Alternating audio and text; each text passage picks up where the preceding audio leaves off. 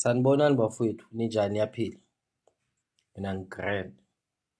Today nge-14 zakaJulayi 2026 ngibona amavidiyo. uJacinta uthi usaba ukuthi bangamthumela kumdali abobani.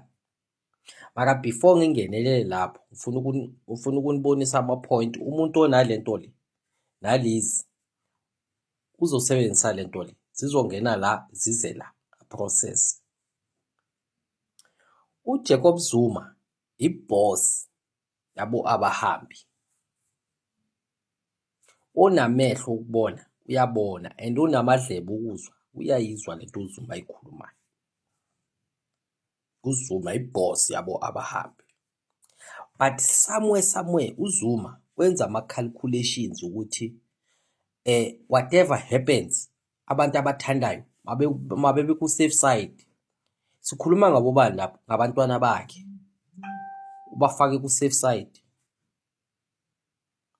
That is why abantwana bakaZuma boduduzile nalomunye ubani lo khohlwa igama lakhe, mabayenza amavidiyo, mabakuma-interview, mabakuma-podcast, bathi bona ba-against xenophobia, but they are not against ubababo.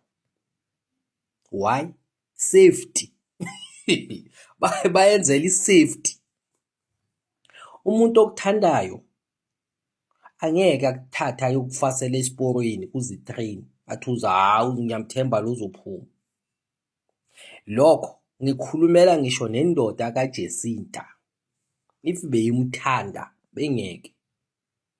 Bafethu, mina ngizonipha ama-example ukuthi if niyabona nizabona ukuthi uJacinta usebenziswe njengaleya nto engeke siyikhulume.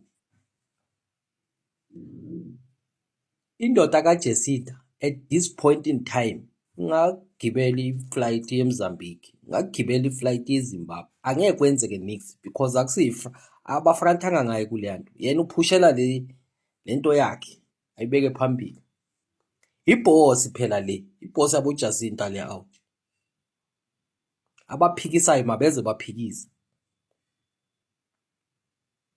uJacinta ngaya kulezo indawo esikhuluma ngazo. Indoda kaJacinta ngaya eGhana, ngaya eNigeria.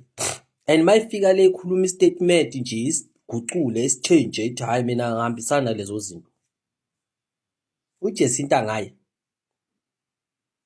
So for nina usho ukuthini lokho? uZuma uprotecte abantwana bakhe. Indoda kaJacinta iyaziprotecta yona. uJacinta uthi usaba ukufa. Awuthi singenelele into yakaJacinta. Jacinta, if wena uyafa kulahleka yini into important ngawe ukuthi manje uthi igovernment imele iprotect impilo yakho? Yini important ngawe? Jacinta, do you remember ukuthi kunosisi lapha eRubberidge ekliniki ufike pregnant wajikiswa because of you? She died nomntana wakhe ubholile because of you. Ngizokubalela nje ezumbalo. Do you remember usisi ozalele estradini eCosmos City wafa nakhona? Do you remember? Angeke ngikubalele zonke Jacinta. Jacinta, bayingakho abantu bajikise esibhedlela nina nabangani bakho bayobhoda. Jacinta, at this point yama-march and march mabahambe 30 June, bayingakho abantu Jacinta ababulawe lucky. Kunabantu ababalekile Jacinta eDurban baya lapha ecampini. I think kubhode abantu abayingakho lapha boma-20. Imedia mara boma-20 abantu babhodile because of you Jacinta. Jacinta, do you remember lo yasisi lo ojikiswe esibhedlela heavily pregnant nithi makayozalela eZimbabwe? Do you still remember? I think it was you and Victoria Africa. Usayikhumbula leyo scenario? Usayikhumbula Jacinta? So yini into important ngawe Jacinta? Jacinta, asikhulume ngalamanamba awabekiwe. uMozambique ilahlekelwe abantu abawu-11 eBhayi. Sikhuluma ngalama number wamanipulatiwe wabekwa public. Abantu baseMozambique sikhuluma ngalabo abashona eBhayi, sikhulumi ngalabo abashiswe today emikhukhweni today nge-14 zakaJulayi 2026.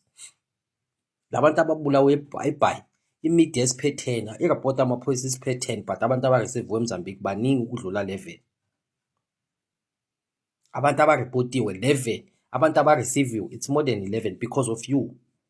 So if wena uthi wena ufuna ukufa yini into awusinike nje into ekumele igovernment ikuprotecte because of yona.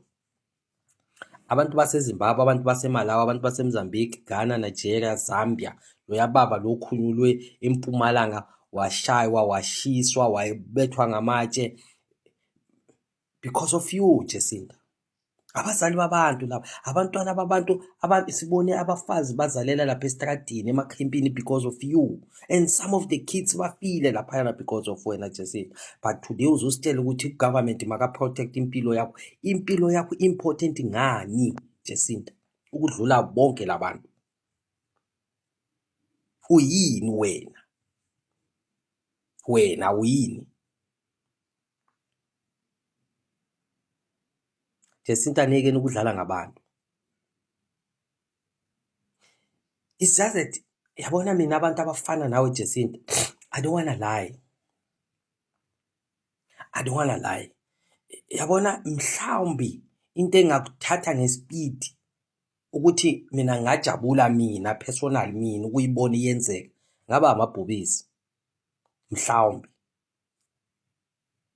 Leyo ukuthi umuntu afike thwa ubhode hayi akumelanga iyenzeke leyo Jacinta. Jacinta wena udeserve ukuhamba ngendlela ebuhlungu njengala Jacinta bayingakho abantwana abalala estradini amalanga banethwa imvula ama-snow. Jacinta unabo ubuntu wena, and awudeserve ukulwela impilo because awusumuntu. Jacinta sengisaba ukuthi mhlambe